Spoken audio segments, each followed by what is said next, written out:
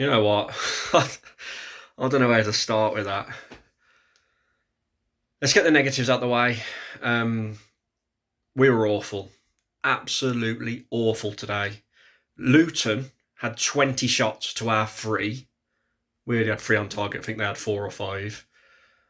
And we got completely dominated first half. We were a bit better second half. But let's go back to the beginning. Same team that he played against Liverpool. But in that first half, we absolutely dominated Liverpool.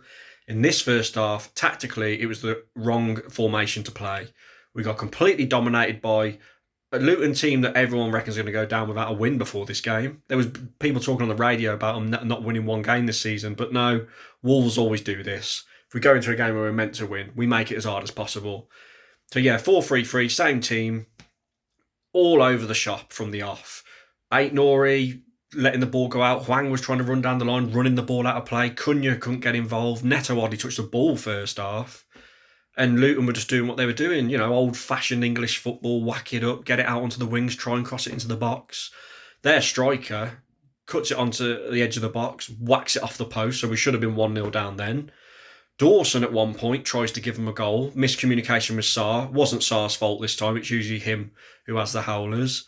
Nearly passes it to him to give him a 1-0 lead. And how the hell we didn't concede at that point, I don't know. And then Bellegarde, who really struggled today, had a fantastic game against Liverpool. Couldn't get anything going today. Every time the ball come to him, he'd get tackled or he'd give it away. Pretty much like everybody in that first half. But then we started a little bit to get into it, a tiny little bit towards the end of half time. But then Bellegarde gets in a tangle. Their midfielder, figure four leg locks him like a wrestling move. Bellegarde reacts. And it's one of those where if the referee don't give a red card, VAR will not overturn it to make it a red. But because the referee did give a red card, because Bellegarde did a little kick out at him, VAR decided not to overturn it. So it's one of those soft red cards. I think by the letter of the law, it is a red because he did kick out, but it's very, very soft. But Bellegarde, naive, inexperienced, shouldn't have done it, and he's let the team down today.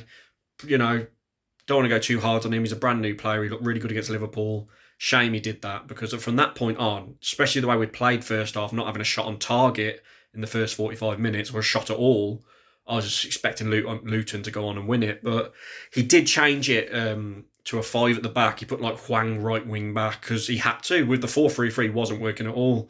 And then we get into half time somehow, brings on Doherty left wing back, brings in Toti Gomez, takes off Hwang and who else did he take off? He took off Hwang, and I forget who else he took off now. Nori. So we were 5 at the back, with obviously Neto basically on his own up front with Cunha, just basically holding on for dear life. 5 at the back, trying to just not get so dominated. And out of nowhere, our first chance, Gomez hits the ball down the line. Neto doesn't give up, manages to get the ball back off him, cuts inside. Fantastic finish, a moment of brilliance from Neto. And the last few games, Pedro Neto's been absolutely fantastic. We all know how many assists he's got, and he was a goal out of nothing. That was the only way we were going to score today, because we didn't look like scoring in any other way, really. Just a moment of magic. And at that point, you think, right, now let's hold on. We started to grow into it a little bit, getting a little bit better. Obviously, it took the wind out of Luton a bit, getting a bit of a sucker punch goal. Undeserved, by the way, to go 1-0 up. So undeserved, but, it just shows we've got better quality than them. And then the penalty. There's a letter of the law tweet going round. Apparently, if the ball hits your own part of your own body and goes away from goal and hits your arm, it's not a penalty. And what is Gomez meant to do? How can he get his arm out of the way? My first instinct watching it was they're going to overrule this and not give a penalty. But again, we're probably going to get an apology. If the law that's floating around on Twitter is the actual law, the referees and VAR have made another mistake towards Wolves. And I personally thought it was a very, very harsh penalty. So we've been done by the officials again. But in saying that, I don't think we even deserve to get a draw today. I think Luton deserve to win. So somehow we've come out of a 1-1. And Gary O'Neill, in-game management, I know we're down to 10 men, but we're playing Luton. Why not try and go for it? He brings on Babacar Traore for Cunha.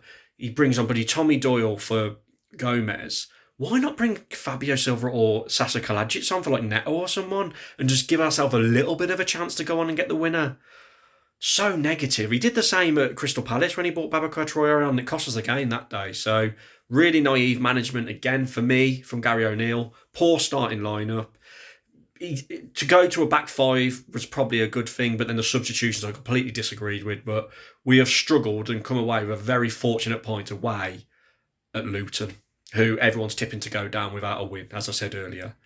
Very lucky, piss poor from Wolves yet again, and somehow we've got to try and beat Man City and Villa in the next 2 games now. But I'd have took a point at half time, so to come away with a point, I can't believe it. But comment down your thoughts below.